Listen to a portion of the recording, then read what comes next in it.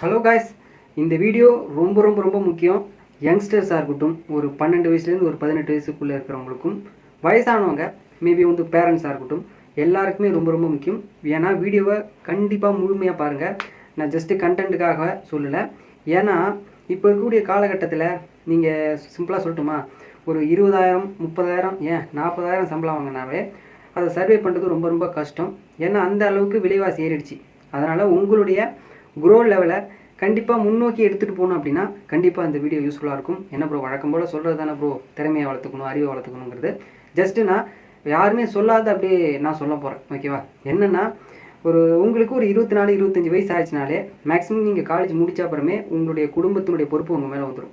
அப்போ என்ன பண்ணணும், வேலைக்கு போகணும், சம்பாதிக்கணும் அப்படிங்கிற ஒரு தாட்டு அப்போ தான் வரும். அதுக்கு முன்னாடி உங்களுடைய ஏஜ் ஃபேக்டர்ஸு, அதில் கூடிய ஹார்மோன் சார்ந்து வயசு கோளாறு மேக்ஸிமம் வந்து அது பண்ண விடாது. ஓகேவா? சரி, ஓகே.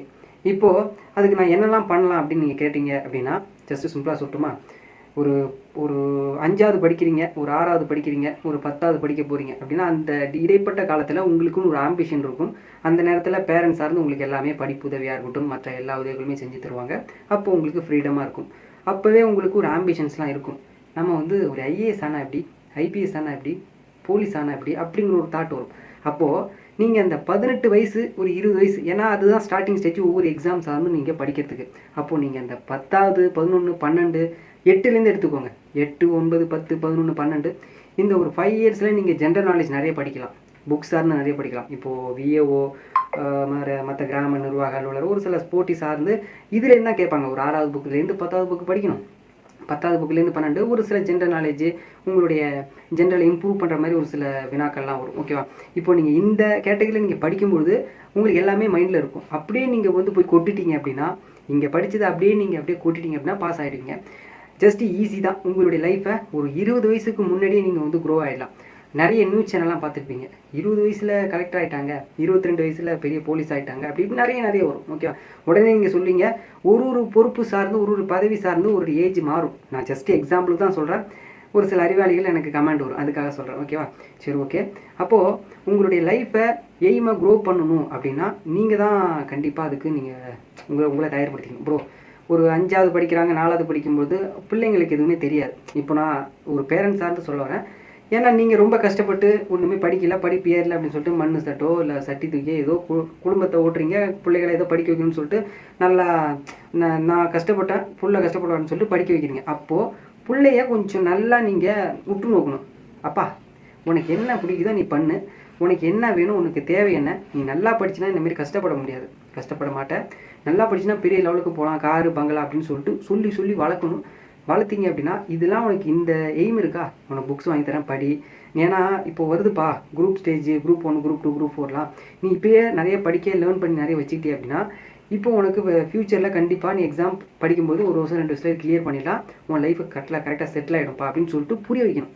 ஏன்னா நான் சொல்லட்டுமா, நான் 2K கிட்ஸ் தான், 2002 2003 சம்திங். ஓகே, இதுக்கு எழுதப்பட்ட பிறந்தவங்க எல்லாருமே 1998லேருந்து 2002 வரையுமே எதிர்பார்த்துங்க.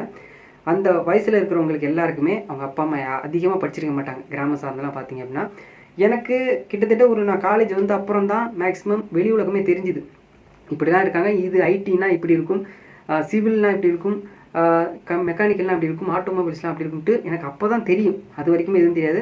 அப்போ என்னுடைய அப்பா அம்மாவும் சரி, மற்றவங்க அப்பா அம்மாவும் சரி, ஒரு 2K கிட்ஸ், 2K கிட்ஸுக்கெலாம் என்ன செய்வாங்க, பள்ளிக்கூடம் போகணும், வரணும், தூங்கணும், சாப்பிடணும், அவ்வளோதான். அப்போல்லாம் பெரிய அளவில் ஸ்மார்ட் ஃபோன் கிடையாது. ஐ திங்க் 2020க்கு அப்புறம் தான் ஸ்மார்ட் ஃபோனுடைய அதனுடைய டெக்னாலஜி சார்ந்து வளர்ந்தது. அப்போ எனக்கு சொல்லிக் கொடுக்க ஆள் கண்டிப்பாக இல்லை.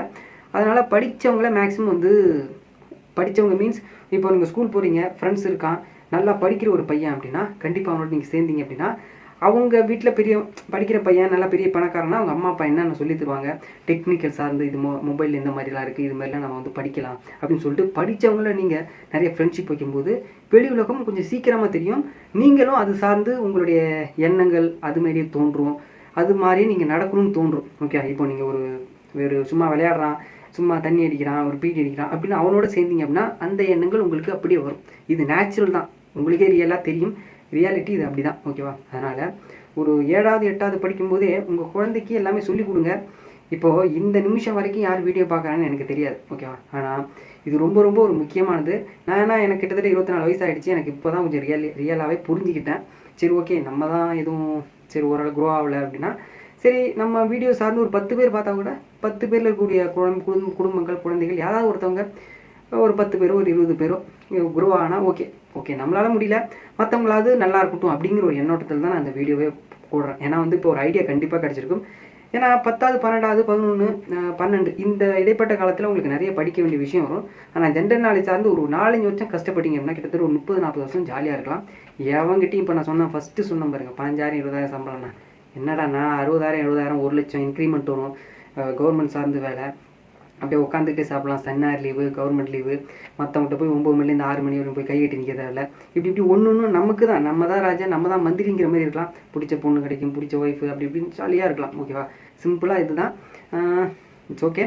இந்த வீடியோ இவ்வளோ நேரம் பார்த்தவங்களுக்கு ரொம்ப நன்றி. மற்றவங்களுக்கு ஷேர் பண்ணுங்கள். தேங்க்ஸ் ஃபார் வாட்சிங்.